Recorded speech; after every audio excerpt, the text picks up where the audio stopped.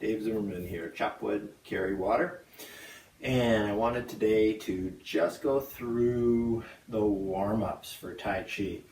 That way, those of you who've watched some of the other videos and are ready to kind of mix and match and work on particular segments of the form, will have the option to walk through the warm-up separately, and I'm also going to put some of the fundamentals here, which I like to do before doing the form, and then you can watch whichever breakdown of whichever movements that you happen to be working on, and then maybe even complete that with a round or two of the form. So today what I wanted to include is one of my favorite Qigong exercises as well, which is a self-massage exercise basically. We're going to run through some pathways, and these are looked at as very specific pathways in kind of Chinese medical circles. But that's not here nor there really for us average everyday people. You don't really need to know much about those specific meridians, sometimes they're called, that we're working on. Really, this is wonderful because, this is all folk medicine. You can go by feel here. I love these warm-ups. I use them all the time. The self-massage stuff.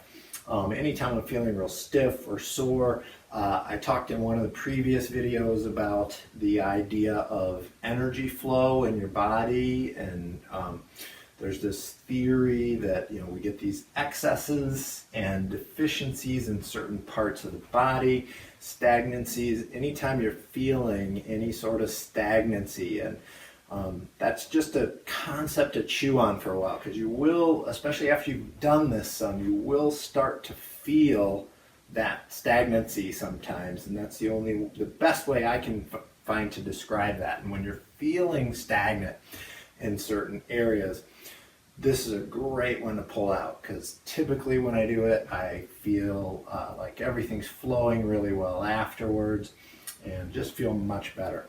So we'll get to that. I want to go through these in order though.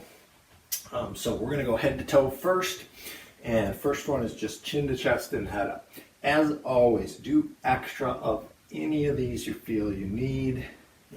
Check in with your body today, right now. How are you feeling? What does your body need? And I'm going to go ahead and move on to the next one here, but you might stick with that first one if you feel you need it. And I'm turning the head side to side. One thing I want to point out while we're doing this, there's one thing that used to show up as warm-ups in certain types of exercise classes that I still occasionally see people trying to do on their own. I'm moving side to side now, and I want to make sure to point that out. Typically you don't see it in exercise classes anymore if you're going somewhere where somebody's well trained, but if you do, don't do it. And that is to do a full circle with your head.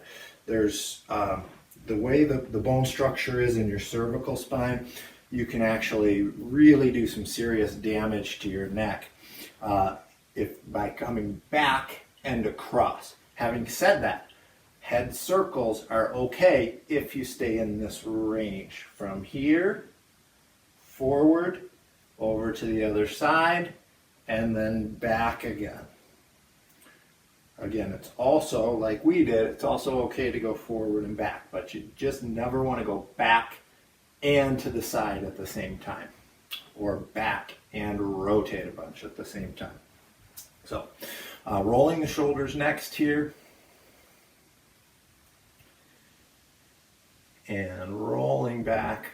And again, I'm feeling pretty okay here today, using this rolling back and down as an opportunity to kind of set those shoulder blades and then relax the arms. And reaching. And reaching. So I'm coming up onto those toes because I'm feeling pretty well in balance today. But as we extend upward, you want to think about extending roots down deeper in the ground.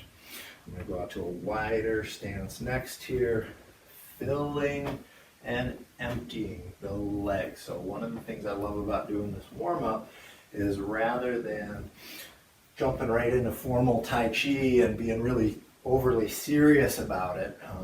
One of my mentors used to call that knit brow Tai Chi. We don't want to do knit brow Tai Chi, so we're kind of sneaking up on our more formal Tai Chi. And so we can start to, one at a time, pay attention to some of our concepts, in this case full and empty with the legs. And moving those feet to about hip or shoulder width, give or take. Warming that low back, warming that kidney area. And we're going to circle the hips. And again, modify any of these movements that just don't feel right or that you're feeling any strain with. And circling the other direction.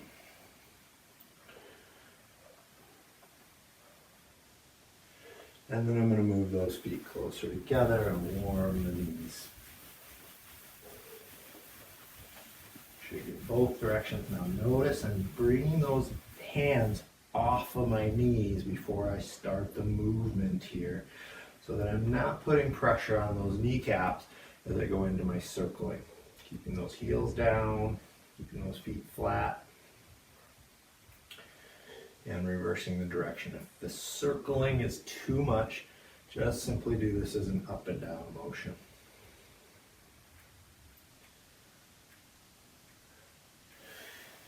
And then back to nice and tall. I'm going to fill one leg, back to that full and empty idea here.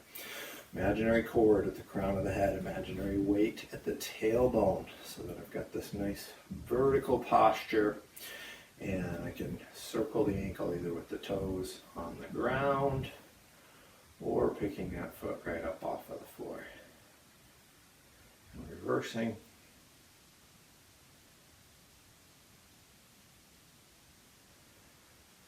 And flexing. And pointing.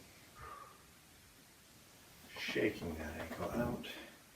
And then going to the other side here where I'm going to fill one leg, empty the other, and circle the ankle.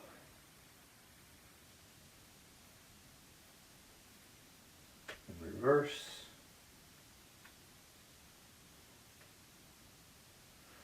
Flexing. And pointing. Shaking that ankle out. Lastly here, shaking out the wrists and the forearms.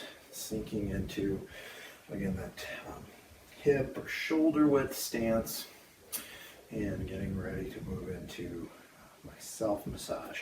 So what I'm going to do, going back to this shifting, you can go to a wider stance here as well if you like, but filling and emptying, and those arms are just kind of swinging at first here. We want to use that weight shift and the turn of the hips to generate the work here. And what I'm going to do is make two fists. You could use a flat hand or a cupped hand as well.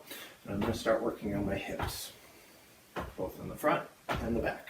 I'm going to work my way up. The idea here is not self-flagellation. Use an amount of pressure that feels appropriate, that feels good, that feels like it gets things moving, gets blood flow going. But that is not creating a bunch of tension or causing you to tense up. Now I'm going to move up as high as I comfortably can. For you, that might be as high as the shoulder blades in the back. Even for me, it's slightly less. And then the tops of the shoulders in the front. And then I'm going to work my way back down.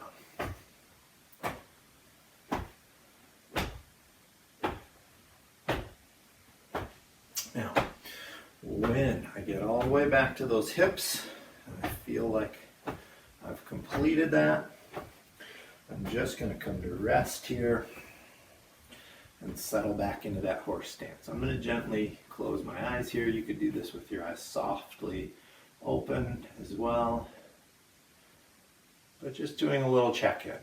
And so what I'm feeling now, feeling some movement in my torso where I just did the work, feeling more warmth, and I'm just kind of taking note of any changes in my body, anything currently changing in my body. Noticing the breath. And then I'm going to move on to the next one. So there's a spot here, right at the base of the armpit, that I'm going to start working now. Again, could be a fist, could be a cupped hand, could be a flat hand. But I'm going to spend a little extra time at this point. We have a whole bunch of, in Western anatomy we know, we have a whole bunch of different muscles that come through this area. In Eastern sort of anatomy, when we're looking at those meridians, this is an important energetic point. I'm going to move down the outside of my body here, up the side of my body, down toward the waistline. When I get to about waistline, I'm going to come across toward the center of my body. I'm going to stop before I get right to the center. So I'm on my left side here. You can be on your right, that's fine. But I'm going to stop just before I get to the center. And I'm going to start working my way up. So if you find any points, I had a little sensitive point there, so I took a few extra hits there just to kind of release that. You can also back off on that pressure in an area if it's real sensitive. I'm moving up to just underneath that collarbone, and then I'm going to work along that collarbone out toward my shoulder. I get to that front of the shoulder, and work my way down the inside of my arm. You take this at whatever pace feels good for you. When I get to the wrist, going to the outside of my arm, working my way up. Now, again, there's one of these sort of magic points that we're going to stop at and spend a little extra time. So I'm right at where that place where my neck and shoulder meet. Feel free to explore around a little bit in this area as well. You might find kind of a sweet spot to work on. And so I'm letting that arm relax. The idea is just we've pounded out any tension there. We're just letting that drain out the arm. And here we're going to help it just a little bit as we run that hand down the arm and just let all that tension go. Let it roll right out those fingertips down into the earth. Again, taking a breath or two here. And just checking in, noticing any changes, noticing anything changing. So right now, for example, this arm I worked on feels a little warmer, feels a little more tingly, and it feels about 2 inches longer than my other arm. So that may be different for you though. Notice what's going on in your body right now. I'm going to go over to the other side, working first underneath that armpit. And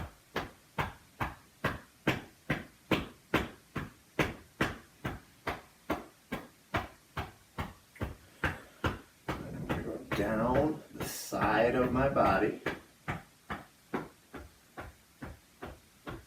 headed toward the waistline. I can bring that arm down once I'm out of the way there, and I start moving toward my midline, my center line here.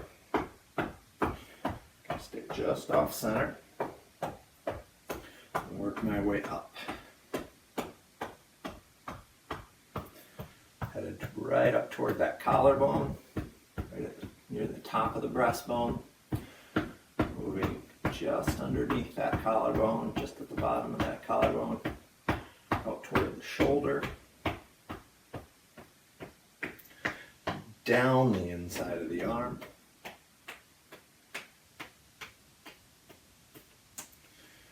then to the outside, working my way up. I'm headed right to where the neck and shoulder meet. Again, we're going to spend some extra time exploring around a little bit. I've got a couple other tight spots in here as well, so I'm going to work on those.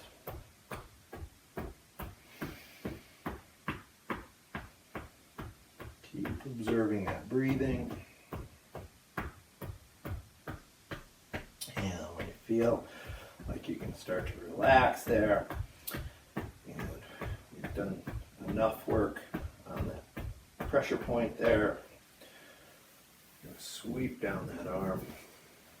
Let all that tension roll out of the body. And that's a process now that we've helped to set in motion. And that's going to continue even as we go into our check-in. Once again, eyes softly closed, eyes softly open, sort of relaxed stance. I'm going to move out to a wider stance. Work on our lower body here. We're going to start back here again at the kidney area, warming all that up. And I'm going to start working gently around those kidneys. Start very gently, make sure you're not using too much pressure. As you're able, you can start to add more, as long as that's feeling okay. I'm going to start to work my way down now the outsides of my legs, right down the sides. And I'm headed toward my ankles. You may bend your knees as much as you need to. If this is a strain to get to your ankles, don't go all the way. Just go to where you reasonably can here. And then mentally, maybe you kind of take your awareness down to the ankles. There's a phrase, I'm going to the inside now, there's a phrase in the Tai Chi literature that translates something to the effect of where the mind goes, the chi flows. So even if you just take your attention down there, something's going to happen. And when I get up here to where the crease of the hip is, right where that hip and leg meet, I'm moving back to my hip or shoulder width stance. In Chinese medicine, I'm told this is called the Hua. In Western anatomy, we call this the inguinal line or inguinal crease. Again, big thoroughfare for some muscles in Western anatomy, but energetically also looked at as a very important thoroughfare in Chinese medicine. So I'm going to keep that free flowing. And similar to the upper body here, I'm going to just sink into the floor here and just try and sink into my stance and release any excess tension in my legs. I'm going to help that tension just flow out of the body by running those arms right down the legs. And again, only go as far as you can without strain, but if you can go right to the ground, that's great. Notice I'm coming up very slowly. You want to give your body a chance to adjust to the positional change here as you come back up to your horse stance or your heaven and earth stance.